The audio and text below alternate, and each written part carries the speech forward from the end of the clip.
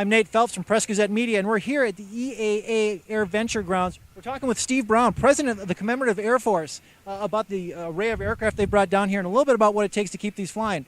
Steve, I'll kick it right to you. Well, how many planes did you bring with you, and how big an event is it to get your aircraft here to EAA? Well, we probably have on site about 20 airplanes out of our 157 airplane fleet. We're the largest operator of warbirds in the world.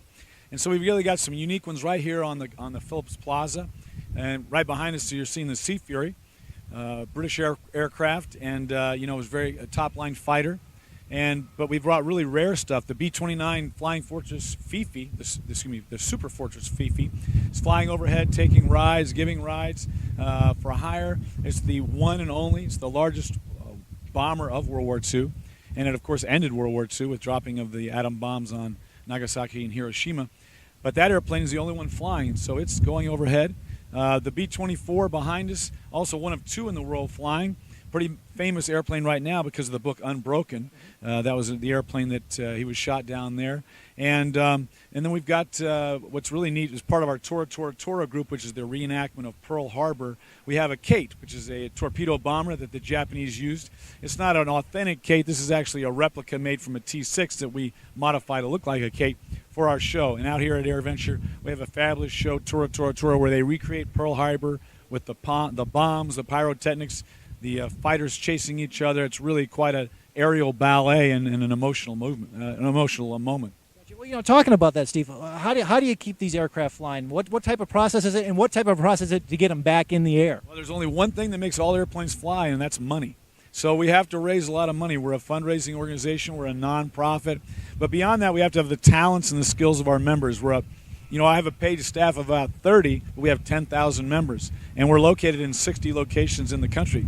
So to do that, we have to have their talents in repairing these airplanes, flying these airplanes, sourcing the parts, all the different things, putting up stories on the web. Everybody's got a talent that can be used, whether it's graphics or PR or sweeping the floors. We've got something for every member to do. It makes this whole thing go. You and I talked very briefly about this in terms of sourcing parts. I mean, is this an easy task? Is it a tough task? Or is it a combination thereof? And how much of it's magic and how much of it's skill and know-how? Well, there's a lot of magic involved in all this stuff. It's surprising there are parts out there. People collect them. There's a small little industry of warbirds. We're all, even though we're different companies a lot of places, we trade information, we trade parts, sell them. Sometimes we manufacture them, remanufacture them from the drawings. So, it's usually not the big things that you'd expect. Maybe the wing panels, or it's some locking mechanism that was only used on a Sea Fury, some rare part. So those are the hard ones to find. But amazingly, we really haven't been grounded by anything. Like the tires on the B-17 and the B-29s, that's probably one of the hardest things to get. And every year, all of us go in together. It's actually about every few years we go in together and get a tire manufacturer to take the old mold from the 40s, mold those tires, and produce, several hundred, and we all buy them and take them because they can only produce them in so many lots. So tires are oftentimes the biggest problem.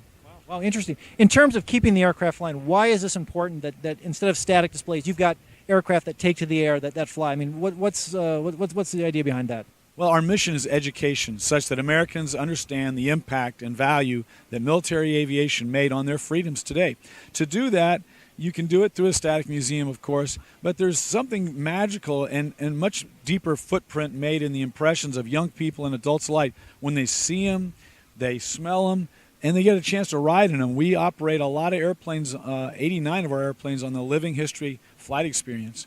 So people can actually come and pay and get a ride in a B-29 and see what it was like to be a 19 or 20-year-old, and to think about the fact that 19 and 20-year-old young men were flying these things. Imagine that,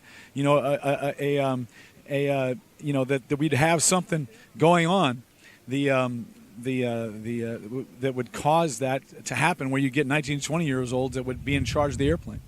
Yeah, exactly. Well, fantastic. Well, we're here. Steve Brown from the Commemorative Air Force spent some time with us talking a little bit about their fleet here. They are here for the rest of the weekend, which runs through Sunday. They've got every once in a while overhead, you'll hear the distinctive sound of their B-29 Fifi flying over in the distinctive shape, particularly compared to a flying Fortress. The Super Fortress is much larger, and you can definitely tell it. So, and it'll be here tomorrow on site, Friday, Saturday, Sunday on the plaza, so you can come out and take ground tour through it. Now, have there been changes to Fifi since maybe people saw it last? Have there been any renovations, or is it pretty much as it has been for the last couple of years? I would say for the past couple of years it's been the same. We put new engines on it, But it's every time they tweak little things to make it more and more authentic. Gotcha. Well, fantastic. Well, from EAA AirVenture down in Oshkosh, I'm Nate Phelps from Press-Gazette Media. Have a good afternoon.